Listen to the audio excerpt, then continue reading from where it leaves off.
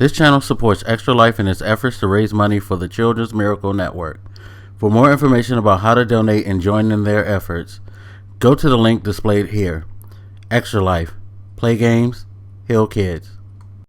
What up, everybody? This is your boy Black Megas, and I've always said that I was going to do this, talk about my experiences with Doordash. And I do this as I actually wait for a order that I just placed myself as I'm sick and I got time on my hands. So why not now? What better time to sit down and kind of have a discussion with people to give them an idea of what it's like to do DoorDash. This will be a multi-video series, multi-part series, so it's not gonna be contained to this one video. This video, I just want to give my overview of what it's like. Now, I started, I guess, late October, early November of last year. Um, you know, having financial difficulties, I decided this will be a good side gig. And I picked it up and started doing about, I'd say, 20 hours a week at least. Like right after work, I go out for a couple of hours. I do it. Um, and it started off kind of slow. Was getting my footing doing it.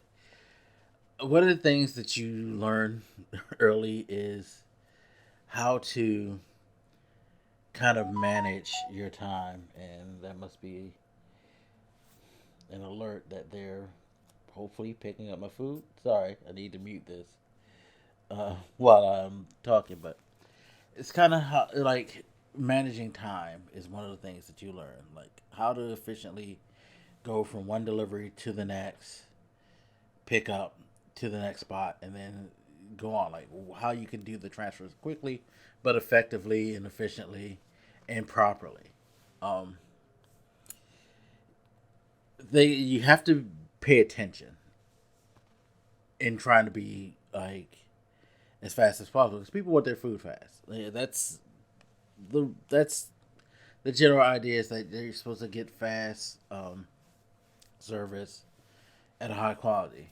To maintain the high quality, you got to be like somewhat detail orientated. You have to really, really pay attention to like what the order is, who's it for, because restaurants don't always pay attention themselves, and you're kind of like, I guess, that last line of defense of someone getting exactly what they're supposed to get and getting some fucked up shit. Now, this is not to say that you're supposed to be uber meticulous and kind of go through every item and make sure that they got every item.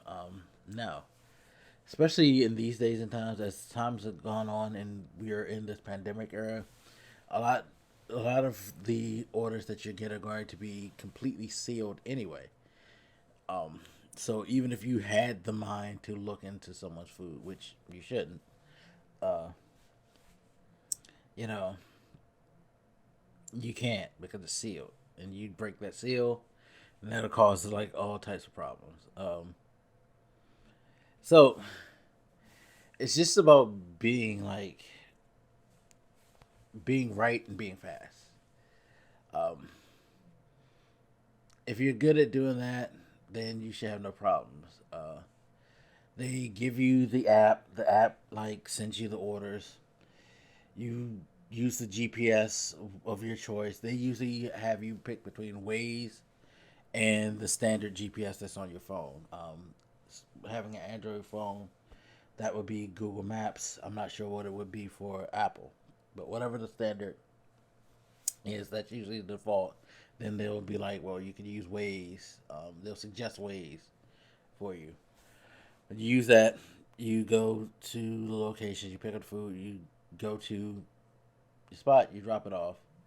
Seems simple enough, but you have to keep in mind that there's a lot of other moving parts that are going to be coming with this, because you have to consider gas, travel time, how you're going to expense this. It's not something that you're getting taxed on, so you have to kind of think about taxes and your tax implication at the end of the year and how you're going to take care of that. Everything's pretty much pretty much a write off that you do to your car, because if you're doing ride share or delivery service, you basically are um, you basically using your car for work, and that's a work expense. So gas, any maintenance, all that, you can just throw all of that onto your tax returns. Just try to maintain some type of records, or keep an idea in your head of what you usually spend. You kind of get an idea. Like, I know for me, I'm going to spend probably at least $60 a week on gas. Um, you know, that's filling my car up at least twice a week. Uh, and then, every 3 months I get an oil change. That's something that you count. Something comes up that you had to get repaired. That's even a normal repair. That counts too, because you can say that that's part of the wear and tear of your job. So if you've had any major car repairs, you can use that. It all counts. But you have to make sure to keep that stuff into account. Keep records if you can, and know that you're gonna have to use that to file your taxes, because they're gonna send you a 1099, and then you can utilize that and go for it and try to figure out how much you're gonna owe for the year. It is something that you could do for a living, as during the pandemic I lost my job, and I decided, instead of taking another job, to go and do DoorDash full time. And it's worked out for the most part. Of course, problem is, when you have car trouble, without your car, you're not going to be able to get paid. So that's an issue. Yes, again, it's a write off, but I've had several instances where I had major car repairs having to be done, and it took a long time, and that took me out of circulation. At one point, I was out of circulation for a half a month at least. That's a half a month of paychecks, and you can't. It's not that easy to make up that stuff.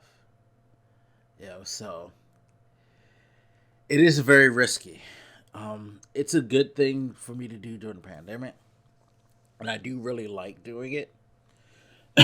Being your own boss, controlling your schedule, all of that is very, very appealing. And you can make enough money to live fine. I've heard of several people who've done that too. Um,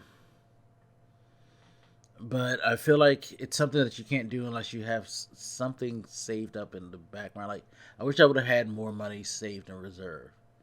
That would have made the transition just a little bit more easier in my mind. But hindsight's 2020. Um, but you know, at the end of the day, it's fine. I don't recommend it for everybody, because not everybody is going to have the mentality and to do it. Like, I've ran into so many other drivers, and I'm shocked at how they're able to do this, because their attitudes toward it just wild. Like, it can be a very frustrating job. The pay can sometimes go south. The consistency's not always there. There are lull periods when you have to compensate and readjust the way you do things to accommodate for them. Um, but overall, it's not a bad experience at all. Like, it's dealing with people, and that's, I would say, if you really don't like dealing with people, you probably really don't want to do that. I know a lot of us now feel like, hey, it's a pandemic. Most people want to have you leave their stuff. No, most people actually want you to hand it to them. But you're still gonna have to interact with people. You're still gonna have to interact with people in the restaurants, to get the food and all of that. So you really don't like being bothered with people, and putting up with things like possibly having to wait because an order's not ready and all that to get paid for a job. If time management and people skills aren't your forte, you probably shouldn't do it. But if you're able to do those things and you have a service enough vehicle, I would recommend it to people. Like I said, I like it. Um, you know, despite what's going on in my personal life with like finances, I can't blame DoorDash for it. I mean, this is a fucking pandemic and everything's wild, but it's overall cool to do. But there are some do's and don'ts, and there's some more things that I want to get into detail and talk about as I put out these videos. But overall, my overview is it's good for those people who have the temperament, the attitude, and the fortitude to do it. Anyway, we'll discuss it more later. As always, you guys, feel free to hit me up. Let me know what you think, and I'll holler at you later. This your boy Black Makers, and I'm out. Deuces.